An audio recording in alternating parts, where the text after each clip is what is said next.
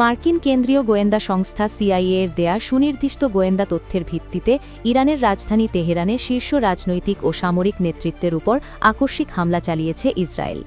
আন্তর্জাতিক সংবাদ মাধ্যমের খবর অনুযায়ী স্পষ্ট সংকেত থাকা সত্ত্বেও ইরানের শীর্ষ নেতৃত্ব নিজেদের সুরক্ষার বিষয়ে যথেষ্ট সতর্ক ছিলেন না বলে প্রমাণ মিলেছে। জানা গেছে, দীর্ঘদিন ধরেই সিআইএ ইরানের সর্বোচ্চ নেতা আয়াতুল্লাহ আলী খামেনির অবস্থান, চলাফেরা, নিয়মিত বৈঠকের ধরন এবং নিরাপত্তা প্যাটার্ন নিবিড়ভাবে পর্যবেক্ষণ করছিল।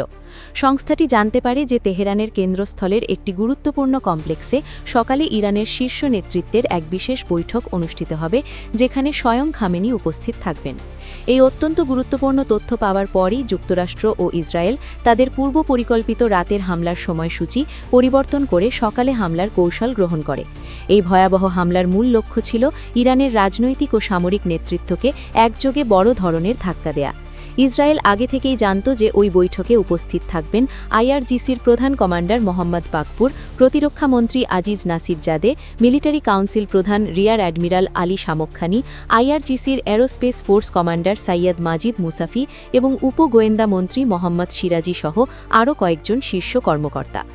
দর্শক, হামলার বিবরণে জানা গেছে, ইসরায়েল সময় ভোর 6টার দিকে অত্যন্ত নির্ভুল নিশানায় আঘাত হানতে সক্ষম দূরপাল্লার ক্ষেপণাস্ত্রবাহী যুদ্ধবিমানগুলো উড্ডয়ন করে।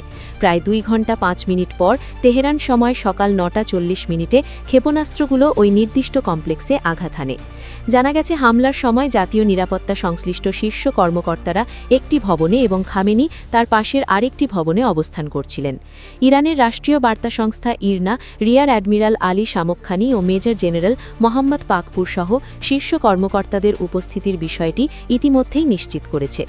গোয়েন্দা নেটওয়ার্ক ও ক্ষয়ক্ষতির বিষয়ে সাবেক এক মার্কিন কর্মকর্তা জানিয়েছেন, গত জুনে ইরানের পারমাণবিক স্থাপনায় হামলার পরিকল্পনার সময় যে গোয়েন্দা নেটওয়ার্ক ব্যবহার করা হয়েছিল, সাম্প্রতিক এই অভিযানেও হুবহু সেই নেটওয়ার্কই কাজে লাগানো হয়েছে।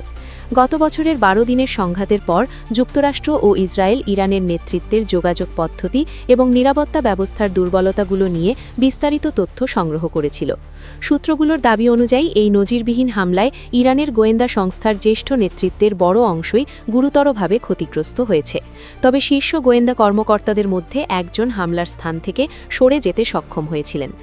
দর্শক, আমরা আমাদের এই অত্যন্ত গুরুত্বপূর্ণ ও তথ্যবহুল নিউজ বুলেটিনের একদম শেষ প্রান্তে চলে এসেছি। আপনারা যারা এতক্ষণ ধৈর্য ধরে আমাদের এই বাস্তবভিত্তিক বিশ্লেষণটি শুনেছেন, তাদের সবাইকে আইবিএন নিউজের পক্ষ থেকে আন্তরিক ধন্যবাদ জানাচ্ছি। আমরা অনেক পরিশ্রম করে আপনাদের জন্য এই খবরগুলো তৈরি করি, যাতে আপনারা সব সময় সত্যটা জানতে পারেন। তাই আমাদের এই সত্য সংবাদ প্রচারের প্রচেষ্টাকে উৎসাহিত করতে এবং আমাদের পরিবারের একজন নিয়মিত সদস্য হতে যারা এখনও চ্যানেলটি সাবস্ক্রাইব করেননি, তারা দয়া করে এখনই সাবস্ক্রাইব করে নিন এবং কমেন্ট বক্সে আপনাদের মূল্যবান মতামত জানান। আপনাদের প্রতিটি মতামত আমাদের কাছে অত্যন্ত গুরুত্বপূর্ণ।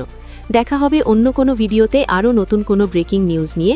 ততক্ষণ পর্যন্ত সবাই সাবধানে থাকুন, সতর্ক থাকুন এবং আইবিএন নিউজের সাথেই থাকুন।